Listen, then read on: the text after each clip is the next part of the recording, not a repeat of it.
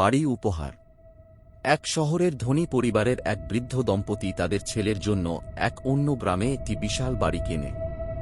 তাদের ইচ্ছা ছেলের বিয়ের পরে তারা তাদের ছেলের বিয়ে উপলক্ষে বাড়িটি উপহার দেবে এবং তাদের অবসর সময় সেই বাড়িতে গিয়ে ছুটির সময় কাটাবে এবং আনন্দের সঙ্গে থাকবে। কিছু বছর পরে তাদের ছেলের বিয়ে দেয়। তাদের ঘরে একটা সুন্দর মেয়ের আগমন ঘটে। ছেলের বিয়ের শেষে তারা তাদের ছেলে ও বৌমাকে নিয়ে সেই বাড়িটাতে নিয়ে যায় এবং তাদেরকে বলে এইটা তাদের বিয়ের উপহার এবং তারা যেন এই বাড়িতেই থাকে। বৃদ্ধ দম্পতির ছেলে ও বৌমা খুব খুশি হয় আর সিদ্ধান্ত নেয় তারা এই বাড়িতেই থাকবে। সেই মতো তারা বাড়িটাকে পরিষ্কার পরিচ্ছন্ন করে নতুন করে সাজিয়ে গুছিয়ে নিয়ে অনেকটা ফাঁকা জায়গা মধ্যে ওই বাড়িটা ও বাড়িতে বিশাল বড় ঠিক জমিদার বাড়ির মতো।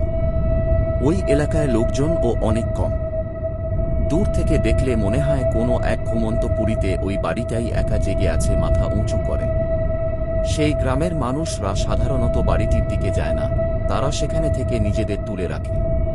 তারা বাড়িটিকে ভয় পায়, কারণ তারা জানে বাড়িটা সাধারণ বাড়ি না, তার রহস্যর ব্যাপারে। দ্বিতীয় অধ্যায় পরের পর্বে।